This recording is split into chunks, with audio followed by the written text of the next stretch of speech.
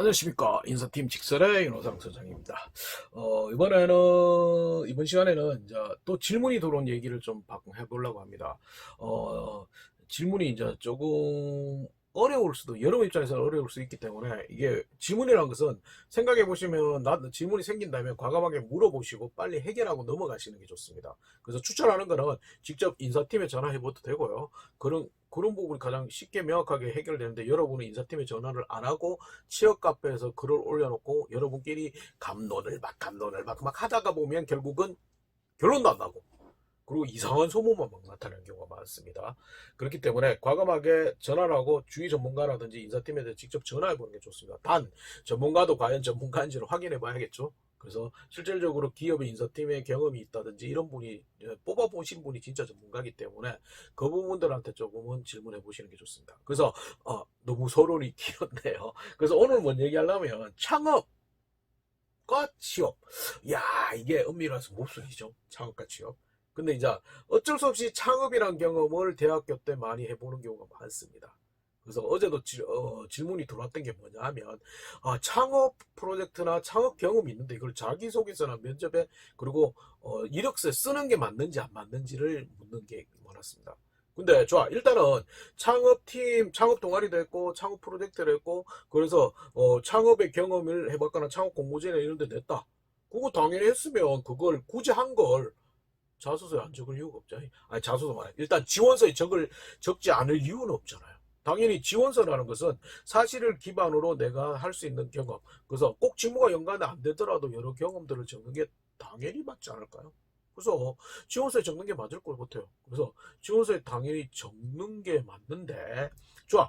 그러면 지원서 부분에서 적은 다음에 이 지원서 부분에서의 적는 건 맞는데 자기소개서에 과연 쓸까?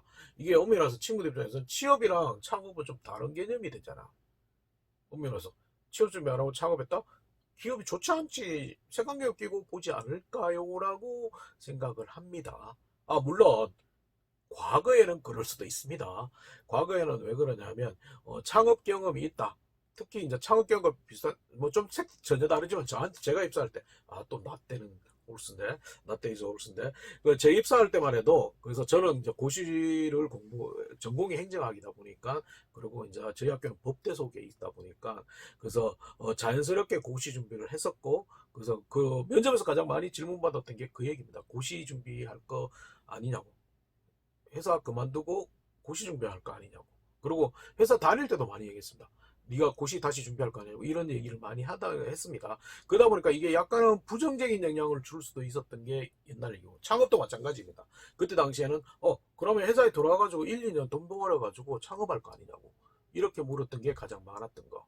근데 지금은 그 부분에 대해서는 조금은 달라지지 않을까? 왜? 창업이라는 것들은 여러 가지 공모전부터 동아리부터 프로젝트들이 굉장히 많기 때문에 거기에 대해서는 크게 색안경을 끼고 있지는 않다는 거. 그래서 그러면 자기소개서에도 본인이 의미 있는 창업 프로젝트나 공모전이었다면 과감하게 쓰는 게 맞겠죠. 근데 쓰는 관점에서도 진짜 생각해봐야 돼요. 굉장히 상을 탔거나 이렇다면 거기에 대한 컨셉이라든지 고객이라든지 이런 걸 어필해가지고 쓰는 게 당연히 맞는 거고. 근데 문제는 이제 창업을 해가 공모전에서 탈락을 했거나 창업을 하다가 실패를 했다. 이 경험은 어떻게 할 것인가를 생각하시는데, 만약에 쓴다면 솔직하게 쓰면 됩니다.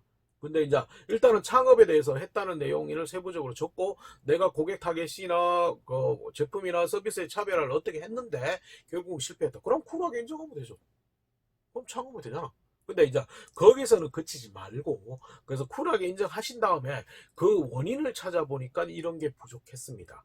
그래서 그 이후에 그것을 뭐 조금 보완하기 위해서 이런 노력을 해왔다든지 이런 논리를 약간씩 적어주는 거예요. 그래서 실패의 원인을 근본적으로 찾고 거기에 대한 보완 노력을 약간 했다 정도만 있으면 됩니다. 그럼 과연 그래 그 정도는 자기소개서 쓰면 되는데, 이제 나중에 면접에서 이제 혹시 또 직접적으로 아예 돈 벌어가지고 우리 회사 들어가 돈 벌어가지고 창업할 거 아니냐고 이렇게 물어보리면, 이제 거기에서는 냉큼 예, 저 1, 2년 한 다음에 창업하겠습니다, 이렇게 하면 안 되겠죠. 그렇기 때문에 좀 유동적으로 유연하게 창업은 아직까지 미련이 없습니다. 회사에서 오히려 집중하고 싶습니다의 논리가 그래도 정답 같잖아요. 그래서 그렇게 해주시고, 그 다음에 이제 계속 꼬리를 물어서 만약에 창업에 대해서 굳이 얘기한다면, 그래서 한 20년 후에 30년 후에, 아니 30년 너무 심했다.